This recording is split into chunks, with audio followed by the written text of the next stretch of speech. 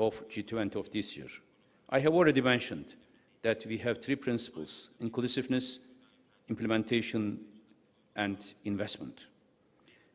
The aim is strong, sustainable, and balanced growth.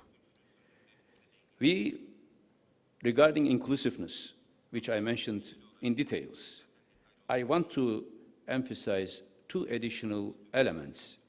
One is SMEs, and which is a bridge of different high-level income companies and poor small companies. This bridge is important, especially for women participation as well. In our SME studies, it is proven that SMEs are increasingly led by women, and this is a good opportunity for women to participate in economic life.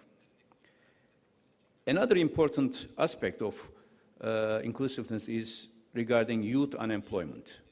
Today, the biggest problem for all of us is youth unemployment. You can check all those countries having political turmoil, the youth employment is high. If you want to have a prosperous, stable political and economic life, the only way to achieve this is to give more opportunities to young people. In Lebanon, in Syria, Iraq, Egypt, even Greece today, in Ukraine, in many countries having political instabilities, the most striking indication is youth unemployment. Therefore, as Prime Minister, in all statistics, I always look how the young unemployment is going.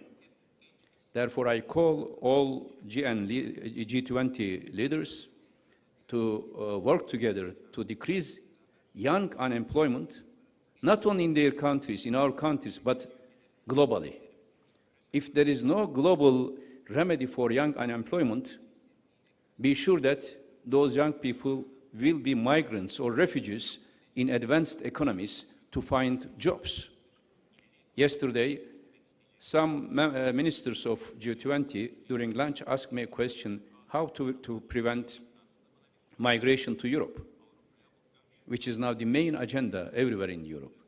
I said, first prevent political crisis in neighborhood, help people in neighborhood so that they can stay at home rather than to come to Europe. And the best way is, for international peace, the best way is through economic cooperation and interdependent economic relations. We are living in a global village. Nobody can feel safe in the capitals of advanced economies with high income if there is a huge gap between that economies and low-income developing economies. If only New York can consume more electricity than some African countries, that gap, if it is not closed, there cannot be a peace in the world. We should not be thinking just egocentric way, myself, my country, my company. But we should say our country, our world, our company, our future, our destiny. Yesterday, I want to end with this, and I am sure ladies would understand this in a much more sophisticated manner. Yesterday, I mentioned to the ministers one of my anecdotes when I was Minister of Foreign Affairs in a ministerial conference on environment in UN. Usually, diplomats, I apologize from the diplomats who are here, but they prepare very boring texts to read, to ministers to read, just to defend national positions.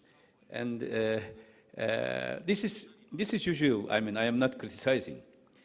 In that meeting, around 50 or 60 ministers of foreign ministers talking on environment, every minister read their national position position of nation states. When it came to me, I realized that the audience is being bored and people are listening, usually national positions. I didn't read my text and I said, I want to give you an example, and I will not read my speech text of national position. I said, in all other issues, we can talk as ministers of nation states. But on environment, when we speak, we have to speak not as foreign ministers of nation states, but interior ministers of humanity. Because on environment, we are all have the same destiny.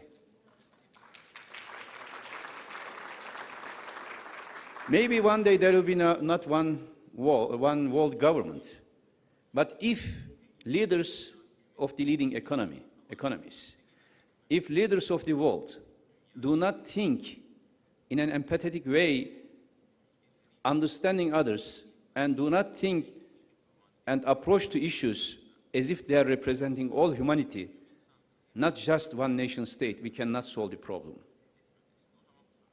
First, we have to make a revolutionary change in our mentality. If there is no ontological existence, there cannot be political existence.